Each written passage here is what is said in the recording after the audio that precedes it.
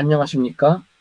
오늘 우리는 율법의 종과 복음의 아들, 곧 이스마엘과 이삭의 비유를 통해 성경이 말하는 두 가지 영적 신분과 상속의 비밀을 탐구하고자 합니다. 종과 아들은 신분상 분명한 차이가 있습니다. 이 근본적인 차이는 단순한 호칭이 아니라 생명의 기원인 시에 있습니다. 육체의 노력으로 얻은 종의 신분과 약속으로 태어난 아들의 신분을 가르는 성경의 거대한 알레고리를 함께 살펴보겠습니다. 우리는 과연 육체의 시인가 아니면 약속의 시인가를 질문하게 됩니다. 먼저 이스마엘의 경우를 살펴보겠습니다. 그는 아브라함의 자식이었지만 그 신분은 종이었습니다. 그의 기원은 육체의 시였으며 결국 집에서 쫓겨나는 운명을 맞이했습니다. 반면에 이삭은 아브라함의 유업을 이을 아들이었습니다. 그의 기원은 믿음의 약속의 씨였으며 아버지가 가진 유업을 상속하는 운명을 지니게 됩니다. 이처럼 기원의 차이가 운명의 차이를 가져왔습니다. 어머니의 신분이 자녀의 운명을 결정한다는 중요한 진리가 여기에 있습니다.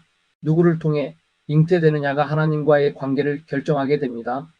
여종인 하갈은 이스마엘을 낳았고 이스마엘은 종의 신분을 갖게 됩니다.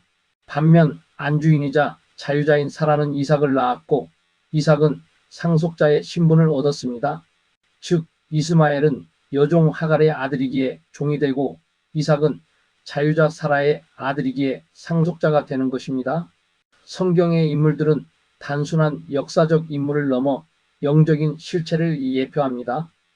아브라함은 창조주 여호와, 즉 육체의 아버지를 예표하며 아브라함은 구세주 여호와이신 예수를 통해 믿음의 아버지를 상징합니다.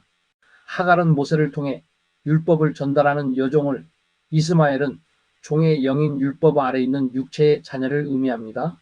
반대로 사라는 예수님을 통해 복음을 전달하는 자유자를, 이삭은 아들의 영인 복음으로 태어난 약속의 자녀를 예표합니다. 하갈과 모세의 관계를 통해 종의 영을 낳는 율법의 특징을 살펴보겠습니다. 모세는 애굽에서 태어나 자랐으며 이는 애굽의 여종인 하갈과 유사한 입장입니다. 여호와 하나님께서는 모세를 통하여 율법을 주셨으나 모세는 시내산에서 하나님의 종인 천사로부터 율법을 받았습니다. 이처럼 천사를 통해 받은 율법으로는 오직 하나님의 종이 될 뿐입니다. 이 율법은 우리에게 종의 영을 가져다 줍니다. 이제 사라와 예수님을 통해 아들의 영을 낳는 복음의 의미를 이해할 수 있습니다. 예수님은 태초의 아버지 품속에 계셨던 독생자로서 안주인인 사라와 유사한 입장에 있습니다. 예수님께서는 아버지의 품속에서 직접 진리와 복음을 받으셨습니다. 그러므로 예수님을 통해 받은 진리로만 우리는 하나님의 아들이 될 수 있습니다. 복음은 우리에게 아들의 영을 가져다 줍니다. 아브라함에서 아브라함으로의 변화는 이름의 변화를 넘어선 정체성의 혁명과 같습니다. 아브라함은 86세의 육체의 힘으로 이스마엘을 낳았으며 이는 창조주 여호와의 권능을 의지하는 상태를 나타냅니다.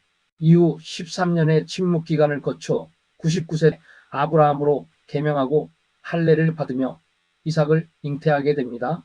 이는 구세주 여호와의 구원하심을 경험하는 전환점입니다.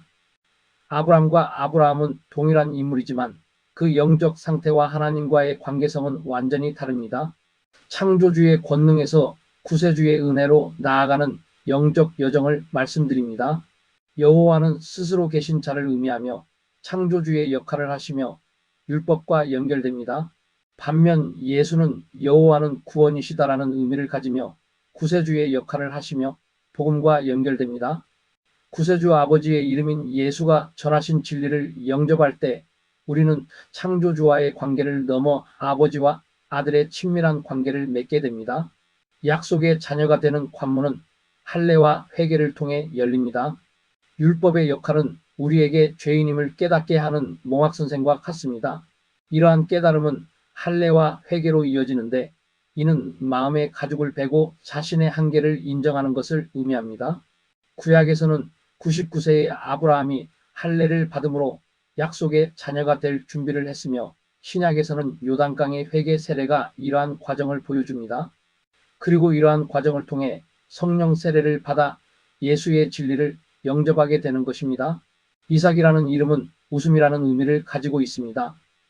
아브라함이 100세에 인간적으로는 불가능한 상황에서 얻은 아들의 이름이 바로 이삭이었습니다.